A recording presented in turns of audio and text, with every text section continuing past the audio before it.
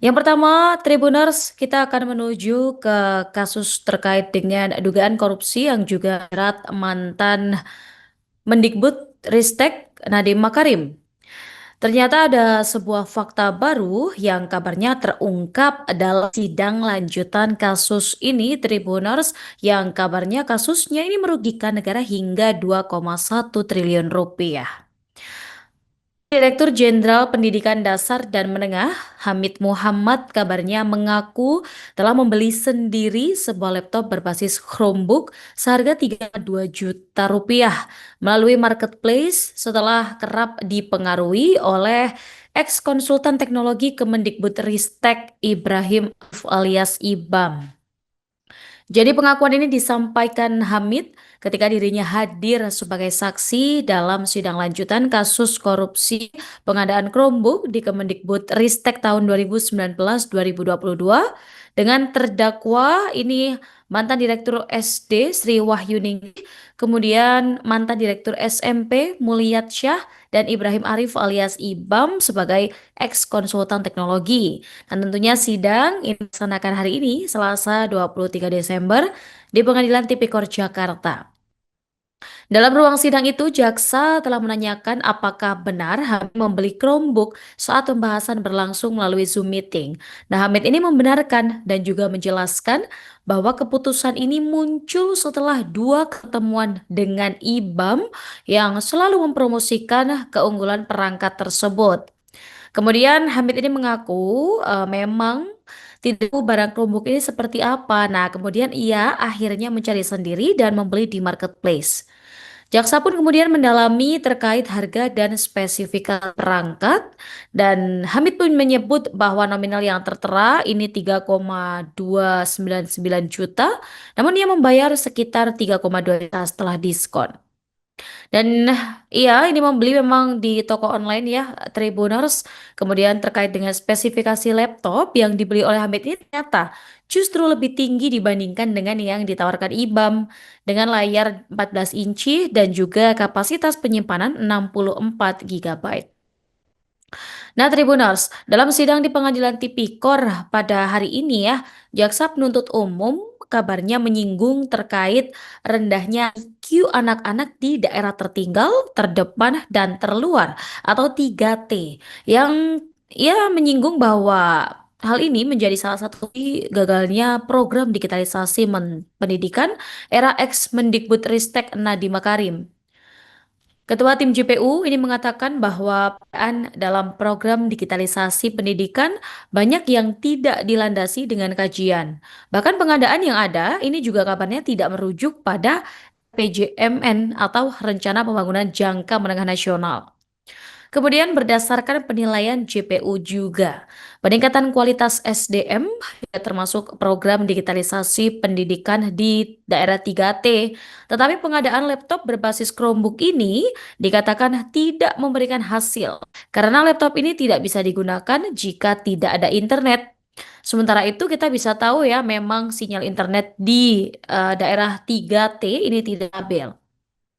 Kemudian peningkatan kualitas SDM itu yang pertama ini memang ya adalah melalui digitalisasi pendidikan termasuk di daerah 3T. Nah, menurut jaksa, alat-alat yang tidak bisa digunakan ini justru menambah kerugian yang dialami negara. Ia menilai program Nadiem ini pada akhirnya tidak mencerdaskan kehidupan bangsa.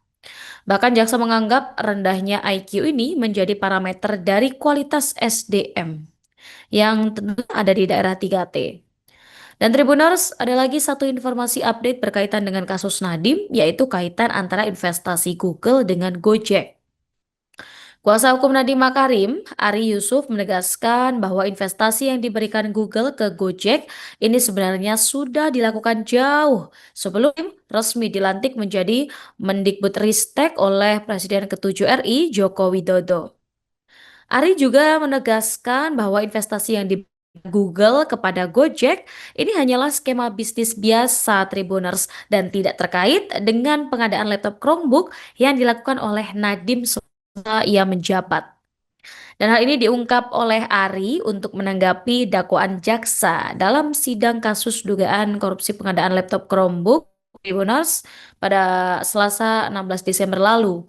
Ari ini menyebut bahwa investasi ini, Google hanya melakukan investasi bisnis biasa kepada perusahaan yang ada di Indonesia, seperti pada Gojek, yaitu perusahaan yang didirikan oleh Nadiem Makarim. Kemudian mekanisme investasi yang dilakukan oleh Gojek ini juga sama seperti investasi perusahaan pada umumnya.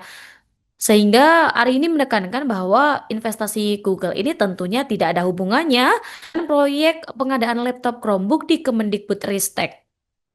Yang juga menjadi arti kepentingan Google ini melakukan investasi bisnis ke perusahaan-perusahaan yang ada di Indonesia ini adalah mekanisme yang biasa dan sebetulnya tidak ada kaitan sama sekali dengan kasus korupsi Chromebook. Kemudian Ari juga menjelaskan bahwa Google ini adalah perusahaan multinasional sehingga Google ini pasti akan sangat menjaga kredibilitas perusahaan. Untuk itu Ari ini menilai Google tidak akan mungkin mau melakukan praktik kong kali kong yang bersinggungan dengan kasus hukum. Investasi yang diberikan Google ke Gojek ini juga disebut tidak sebesar investasi Google lainnya ke perusahaan di negara-negara lain. Sehingga hari ini dapat memastikan bahwa investasi Google ke Gojek ini terkait dengan proyek pengadaan laptop yang dilakukan Nadiem. Nah, Tribuners, simak beberapa tayangan berikut yang mungkin bisa menambah informasi untuk Anda.